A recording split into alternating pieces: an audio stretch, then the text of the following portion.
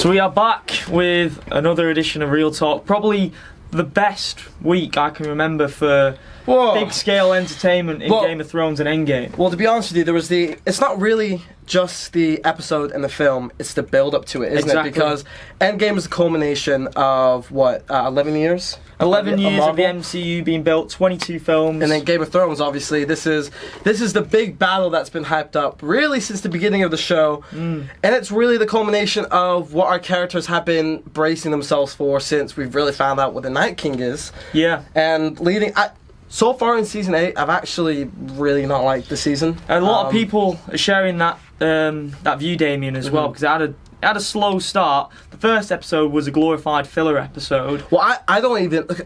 I want to quickly talk about the first episode. Let's get the first... I think this is important when I'm building into my overall insight of episode 3. Episode 1 for me is easily the worst episode of Game of Thrones, and I feel like the writing dropped off for multiple reasons, along with it being... I feel like the show's overall writing quality has been almost watered down for newcomers, which I think is acceptable. I'm not saying it's acceptable to the point where I have to like it, but it's understandable that they spent so much money on this season because it's the last season. Yeah. But also, what the disappointment has been for me in that first episode was, look, this is the final season. There's only 6 episodes. We've not got time to waste. Honestly, I felt the first episode was a waste of, let's have overdrawn, pretty much long overdue, people reuniting for one whole episode when the story wasn't moved forward. It was almost as if the writers said, look, we have to get all of our characters into one room. How do we do that? Oh, we'll just squish them all together. And I feel like I loved episode 2. I did love episode 2, but I felt like a lot of the character choices weren't right, which leads me into episode 3, which, can you give me your first? Yeah, so the first episode, I definitely share the view with that it really was kind of an insult to viewers in terms of this Jon Snow and Daenerys love story. Can I go on a rant? Can I go on a rant, please? You're telling me the Night King is on the doorstep of Winterfell, and he's gonna go dragon riding. They're gonna do a whole new world magic carpet sequence. Yeah, a romantic dragon ride. And then can we also talk about the writing where Jon Snow's like, the CGI isn't great as well. The CGI, it's not great, is it? But it's really ticking me off. I don't want to slate it too much. We're talking about the third episode. Because this is one of my favourite shows ever. Definitely. Oh, it's one of the best shows ever. Definitely top 5 for me. Yeah. But I did have a problem with the first episode. I felt like it insulted viewers. As you said, time wasting, the love story, but it built up to that idea that one of Jon Snow and Daenerys could stab each other in the back when they're vying for the throne, which is all well and good. But you can't build an episode like that. I feel like to open up the final season, you can't waste time, which is what I felt they did. Yeah. Even though I loved episode 2, I felt like it was still a bit wasted. The precursor. 2 was like the first hour of Two Towers, Helm's Deep. Like just building it up, making you really care for these characters, making you understand why you're so emotionally invested in all these guys. And then we get to the Battle of Winterfell, which... The Long Night is what the episode's called. The Long Night. For Game of Thrones fans, this is the one. Like the White Walkers are the most intriguing characters. The Night King is arguably the most intriguing character in the series in terms of, obviously, a man of few words. His motive is yet to be determined. Still yet to be determined after the episode. But let's go coherently. Should we go like set piece by set piece? So first, second, third act. So we'll leave the Night King stuff towards the end. Yeah. I have a big bombshell for all of you viewers, and including you, which I think will be an interesting discussion. But episode began very interesting with Melisandre coming out in a really cool badass shot of just her walking out of the forest area and out of the darkness to light up the Dothraki blades, which is cool. Yeah, it's badass, man. Can I ask a question though? Why did she just do it for the Dothraki? Why didn't she just do it for the rest of the army? That's me nitpicking. Yeah, that's me nitpicking. Yeah, it is because nitpicking. That was one thing I was like, oh, cool. Does she just favor the Dothraki in this? It's just one of those things. Battle? But then we get, I think, one of the coolest ever shots in Game of Thrones. Well, like sequences where the Dothraki all ride out. You don't see anything that happens besides that first collision. That's why, Damian. That's what. Well, like in terms of the writing for the episode. they lit those up to signify lit them up. just how brutal, scary, and horrifying the White Walkers are. When you see every light go out one by one by one, so there's nothing. No, it's great. Pure silence. This episode really went into it felt horror. like a movie. Yeah. It felt like a movie. I'm still not going to call it a movie though. No, of course. This feature-length episode really had horror film elements. This a lot of the time. I'm not doing this to disagree with you. Like I feel like it's more World War II. I felt like it was that more than horror. Yeah, it's definitely. It's brutal. It's brutal. It's brutal in a war sense, but the White Walkers are terrifying, and they've been displayed even from that first episode where they massacred those guys in the woods. These are horrifying creatures. Yeah, and we're talking about the brutality, and one of the creative choices apparently was to dim the lighting, and it was on purpose. It was on purpose, and I hate it. Yeah, it's one of those that's going to split people right through the middle. For me, this reminded me of Dunkirk. Not necessarily in terms of something that you could visually see, but you made the point of the writing in the episode, like the dialogue between the characters. Yeah. But Dunkirk did that on purpose, which split people down the middle to throw the viewer into the war setting, to be thrust in this immersive experience. They did this on purpose in this Game of Thrones episode so that you could see what the warriors on the field could see. They couldn't see anything. But can I also interject? I feel like, although we're talking about this is what they meant to do, that's all well and good, but it's not aesthetically pleasing for the viewer. No, it's not even aesthetically pleasing. I feel like it just, as a story, I felt like I was watching just brutal scenes after brutal scenes rather than caring for my characters, where I felt, yeah, it was great to see all these battle sequences of White Walkers killing all these randomers and all these waste men. What did you expect from But I felt like the whole point, I was ready to accept the whole point of episode 2 with Brienne getting that knighthood, with the first episode of all these people being reunited, even though I hated the episode, building me up to care about these characters again. Yeah. Only for the third episode of the final season, and I'm raising my voice a little bit because I'm a passionate fan for this, and it pisses me off. You are telling me we have all these character arcs which are coming to an end. Brienne just got her knighthood. We got, you know, we don't even need to talk about Jorah Mormont because he did get his ending. The little moment that was good. That was great. Last episode. Grey Worm had his moment though in the last episode. We had Tormund, who's had a lot of these moments where really he should have died in season 7, and the only characters that die, who we know that die in this, are people who should have been gone. Yeah, a long time ago. And that's what my problem is. Yeah, I agree in that sense that the stakes of the war, the stakes of the battle, should definitely have been portrayed on the screen, that, you know, no one is safe. This is a show that has shown that no one is safe. Well, has it shown that since season 6?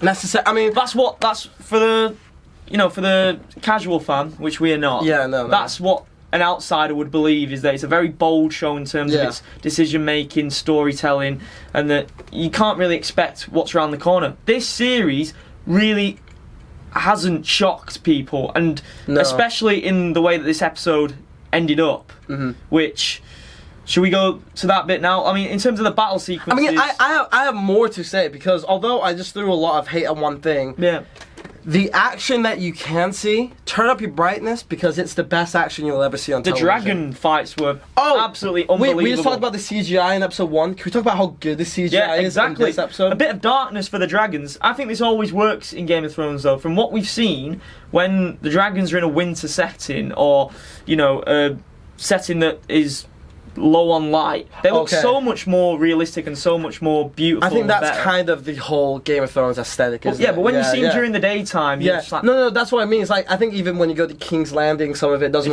work. It doesn't work as gritty as maybe the Winterfell scene, which is where they do work. The action, phenomenal, but the culmination of this episode, the ending of it, is going to... bittersweet. It's bittersweet. Now, can I, before we get to the Night King's death, Jamal, a movie came out a couple years ago that I loved. A lot of people didn't like what they did with a certain character because they believed that the backstory of this character was so important because they thought he was the main villain, and that more of a backstory should have been told to actually make us care. Do you know who I'm talking about? I'm talking about a movie which you slated for this reason. It was Snoke. Oh, dude. Yeah. Okay, and Yeah. now all I'm gonna say is Yeah. I am okay with the Night King dying, and I do not need to know his backstory. But if you're gonna tell me that you're okay with this and not okay with Ryan Johnson, I think you gotta look in the mirror. That is a brilliant point, and I'm not okay with this, by the way. No, that wasn't me. By the way, that wasn't me throwing that at you. I just meant for you're you. not throwing shade at me. I know No, that. yeah, But okay.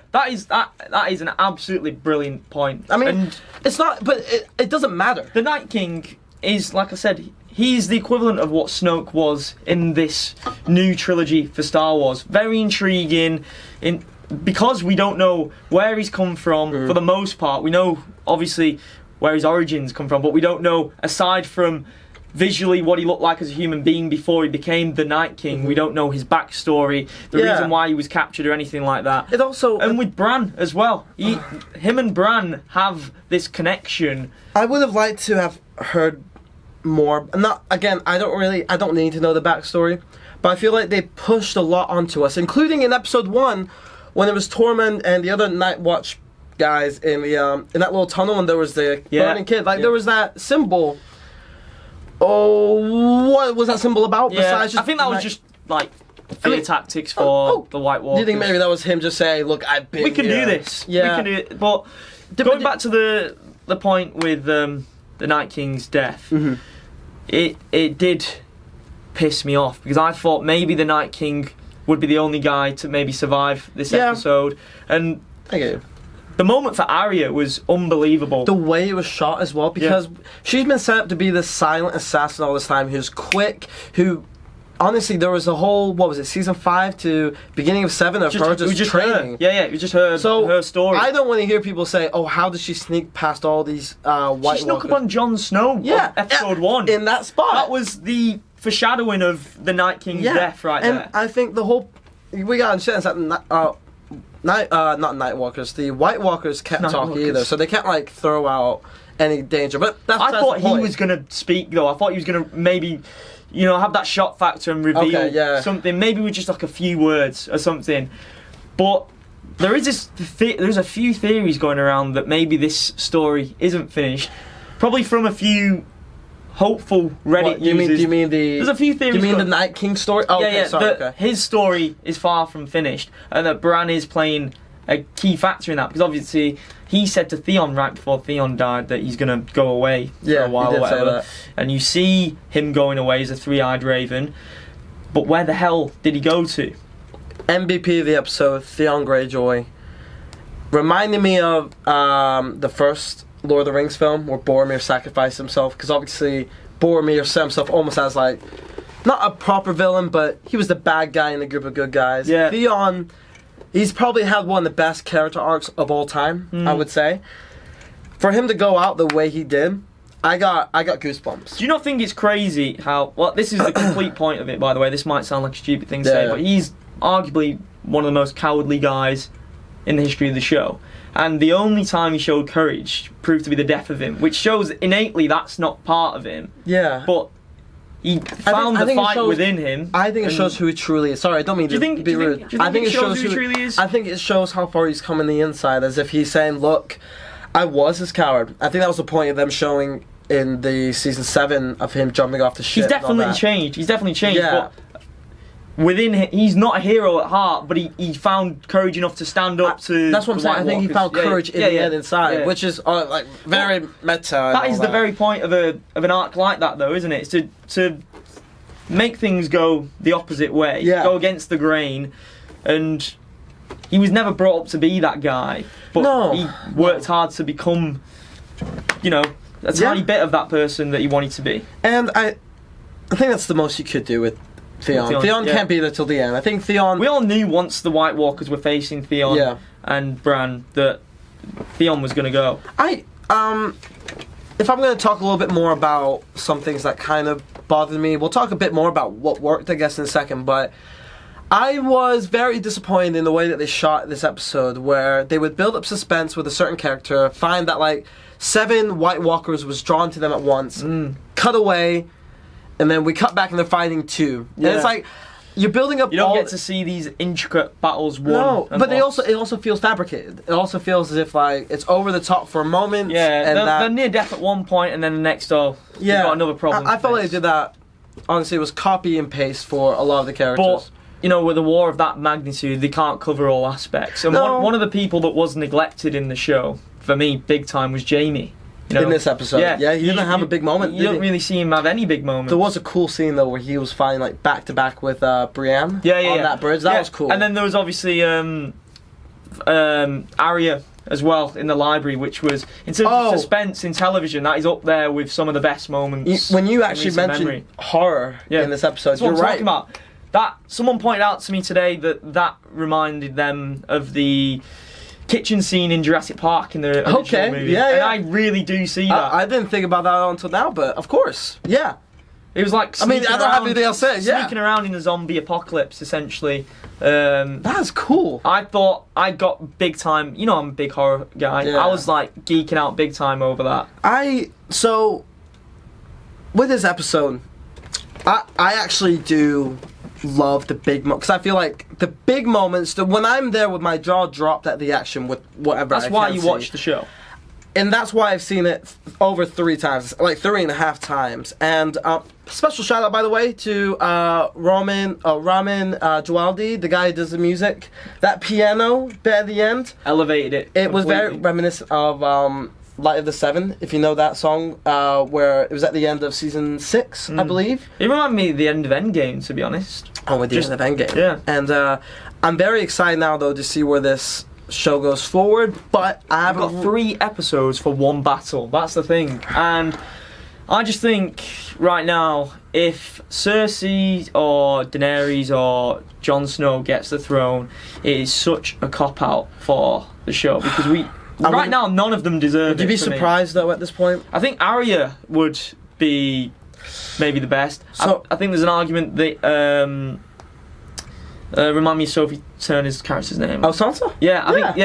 I think Sansa. I had a brain fart, bro. It's been a long day. I think Sansa quietly has become a lot more cunning, a lot more conniving, a lot more evil. I feel like she may kill Daenerys as well. I think that's definitely been that might be what they're setting up. I feel like Daenerys is going to go crazy in either the battle at the end or the final episode. Yeah, she's teetering on insanity for the throne. You can see that she's possessed by getting that. I'll throw out a couple of quick theories.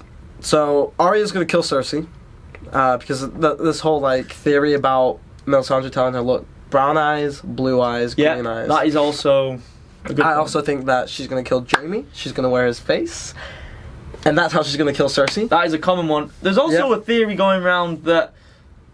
This is a crazy theory. That basically, because we don't know what the intentions of the White Walkers and the Night King were, the Night King was just after Bran the whole time. That maybe the Night King was, in fact, a good person. And that Bran has been...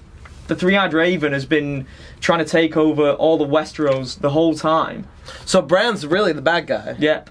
And he's only... Because Bran is no longer Bran, he's the Three-Eyed Raven. So, to get back to your point about killing people with different eye colours, there's a theory going around that the Three-Eyed Raven can change its eyes to green. So that might be what it is as well. Something called the Green Overseer or something. Look... These final 3 episodes are going to be set up for episode 5. That's what episode 4 is going to be. Episode 5 is going to be another big battle, whatever. And episode 6 wrapping up everything. Now, I'm not going to lie to you. For a show of this magnitude, with the stakes that you presented to me by killing Robb Stark, who was the main character in season 3, and Ned Stark, who is the main character in season 1. More at this point. Why did I thought Jon Snow was actually going to die in that episode, And if we're honest, if this was season 3 writers... They would have done it. It probably would have happened. And you know what? You kind of have to take it for what it is at a point where you have to say, look, the writing has been diluted a little bit. And you can't really do much for it. The thing is, the North are pretty much at full strength right now. They've not lost anyone notable. Heading into... Oh, do you mean leaders-wise? I just mean in terms of who they've got in they lost a lot of people, though, in that battle. Oh, yeah, of course they lost a lot of people, but I mean in terms of big names. Oh, yeah. Well, I think in big characters in general. Obviously, Cersei has got the power right now. She's... Well, just... I'm very interested to see how. But it's far too predictable that she's just gonna, wipe out, like you said, an army that's took a beating in the last episode. So it's gonna be interesting. But this episode did a. But it would have evened things out a bit if Jon or Daenerys had gone, and you think shit. Well, it would have made. Now Cersei's onto something right here. It would have made sense as well. It probably wouldn't have made sense for Daenerys' character to stop being such a jerk if Jon died, and if maybe she was able to have a character, because I think she's becoming crazy. Yeah, like I said, she's getting almost like Anakin was in Revenge of the Sith. Yeah, that's a great comparison. Drunk on power, where the innate goodness within her that we've seen just isn't enough, and that this thing that she's fabled and idolised and put on a pedestal is what she wants, and she'll do it whether that goes against everything that she stands for or not. Yeah, and I think that is amazing storytelling. If they go down that route, but this is I'm not expecting it. The stakes of the show, surely. Who you are goes out of the window. The throne is right there. You're going to stab anyone in the back to get there. Yeah. Jon Snow definitely won't do that, though. That is not. No. That would be stupid. Sansa? Yeah. Sansa, Daenerys, and Arya wouldn't do that to Jon, but she's got it in her to be really vicious. I know. That's all my thoughts on episode 3. But I'm excited to see where the rest of the season goes. Regardless, we don't know what's going to happen. No, as much as we can, produce our own theories and read other people's theories about what's going on. It is an awesome time to be a fan of television. It's great from movies and television. Yeah, it's a great time. Right after this, we're going to shoot our Endgame review. That's going to be a spoiler as well, so I'm assuming both of these are going to put up at the same time. Yeah, so big spoiler alert. Make sure you go and check that out, or if you've already seen it, then you know what I'm talking about, and so you might have loved it. And if you didn't leave a like on that video, leave a like on this one. Exactly. Thank you so much, guys, and we'll probably do reviews of the next 3 Game of Thrones episodes as well. Yeah. In one capacity or another, whether that's just one of us talking about it or both of us being in the same room. For sure. We'll try to. All right. Thank you so much, guys. Awesome. Thank you. Till next time.